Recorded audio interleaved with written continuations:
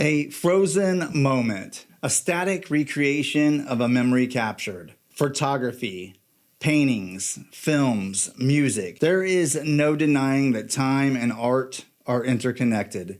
A perpetual journey to freeze the light, the darkness, the beauty, the unseen, and the imperfect as seen through the mind's eye of the artist that's telling the story.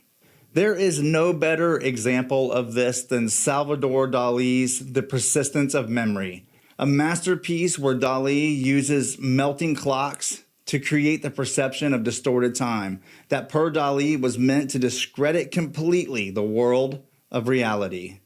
So I will say it again, there is no denying that time and art are interconnected, but what do you get when time becomes the art? Well, you get the watch that we are looking at today, the Christopher Ward Bel Canto Classic.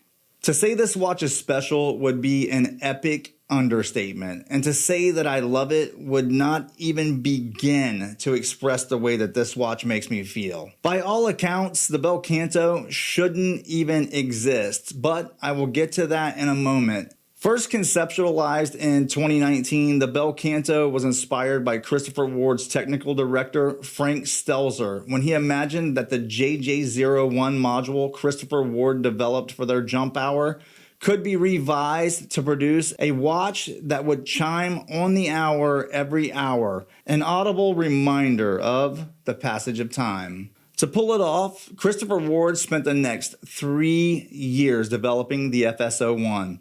A complex module adapted to an SW200 consisting of more than 60 individual parts working in unison to ensure a hammer that had been drawn into a cock position over the past 59 minutes would drop on the hour, striking a gong, or as Frank puts it, a spring, singing out a single chime in the key of D.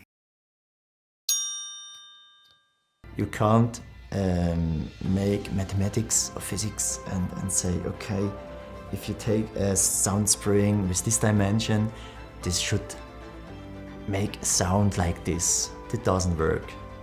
So you have to test it, you have to check it, you have to recheck it again, you have to change the shape of the spring, you have to change the dimension, you have to change perhaps also the material. At the end, you will have perhaps more than 100 different springs on your table, and only one spring generates this sound where you think, okay, that's the one I need to have.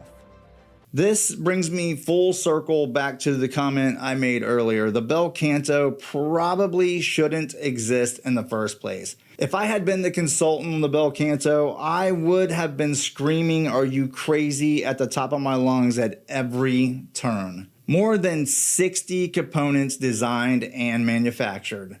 A base plate so complex, Christopher Ward enlisted the help of Armstrong, who should need no introduction, but just in case. For the polishing of the bridges, hammer, and gong, Christopher Ward teamed up with Chronode, a company whose clients include brands such as MB&F, Cyrus, Hermes, and Chapek. And these are just a few of the partnerships that were required in order to bring the Bel Canto to life. And again, if I had been a consultant on the project, I would have had to have asked for who. Just who was this watch for?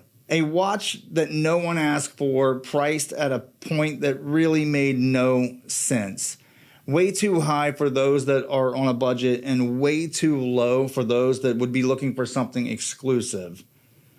Well, as with almost all consultants, I would have been dead wrong, because in 2022, when the Bel Canto was released, it turned the watch world on its head.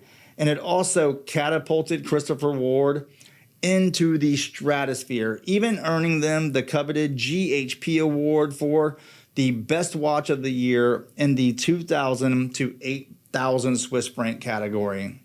2,000 to 8,000 Swiss franc category. That is about 2,500 to just under 10,000 in US. And the Bel Canto released at just $3,800. To give you some perspective, F.P. Journe, Audemars Breguet, Vacheron, Chopard, Gerard Perregaux. These are the type of names that you usually hear when you look at complications like this. The Grubel 4C Grand Sonnerie, going for somewhere around $1.2 million. Or if maybe you have a little bit of extra money burning a hole in your pocket, you could look and maybe find something from master watchmaker Philippe Dufour for somewhere around $5 to $7 million. The bottom line is that Christopher Ward has brought something very special to the market. And the crazy thing is that this watch is at home in any collection, no matter if you collect Rolex or you collect Seiko. Talk to any watch enthusiast and they will tell you that one of the best things about collecting is the people you meet and the conversations you will have. I recently wore this watch to a watch meet where my group, Red Bar Orlando, met up with Red Bar Tampa. And between the two groups, there was some serious watch enthusiasts wearing some serious heavy hitters. I'm talking about the Rolex Pepsi, Omega Planet Ocean, AP Royal Oak, Chopard, the Mad 2. The next day, one of the members of our group posted a picture of him wearing this Bel Canto, and he tagged it the best watch of the night. After all the watches I just mentioned, do I think his comment is maybe a little bit batshit crazy? Of course I do. But it speaks massive volume to the sentiment around this watch. The truth is, to me, this watch is not about time at all. That is why I have not wasted 1 second of yours telling you about case dimensions and Roman numerals, guilloche dials, and folding clasp. To me, it simply just doesn't matter because the bottom line is this watch struck a nerve in the watch community because it is a piece of art. In the same way that I recently found myself standing in the Museum of Modern Art, staring at a Monet, a little bit lost, wondering what the big deal was. Not everyone is going to get this watch, but those of us that do, we just do. And before I go, I am going to leave you with a few words from Christopher Ward's Jorg Bader. And yes, by the way, that is the very same Bader that Christopher Ward's very popular Bader bracelet is named after. So I will see you in the next one. In the beginning, okay, imagine there is the church clock. Nobody knew time without looking at the tower.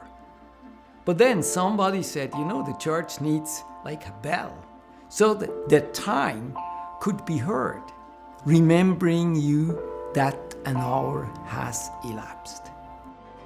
It was more like the piece of art in general we wanted to create. We wanted to find aesthetics that are outstanding, that are modern, that are well balanced, and I think we achieved that in a pretty good and outstanding way.